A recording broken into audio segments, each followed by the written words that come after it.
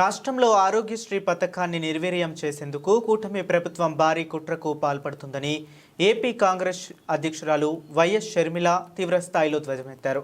Private ఆరోగ్య బీమాను ప్రవేశపెట్టడం వెనుక పేదలకు సంజీవని లాంటి ఆరోగ్యశ్రీ పథకాన్ని పూర్తిగా చంపేసే దురుద్దేశం దాగి ఉందని ఆమె ఆరోపించారు.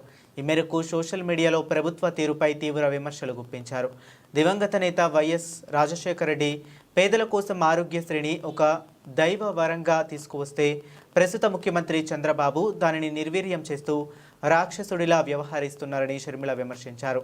నెట్వర్క్ ఆసుపత్రులకు 2,700 కోట్ల బకాయిలు పేరుకుపోవటం వల్లే ఆయా ఆసుపత్రులు సమ్మెకు దిగాయని, నెల రోజులుగా ఓపీ సేవలు నిలిచిపోయినా ప్రభుత్వం స్పందించకపోవటం దారుణమని అన్నారు. ఇది ప్రజారోగ్యంపై ప్రభుత్వానికి ఉన్న నిర్లక్ష్యమని నిదర్శనమని ఆమె పేర్కొన్నారు.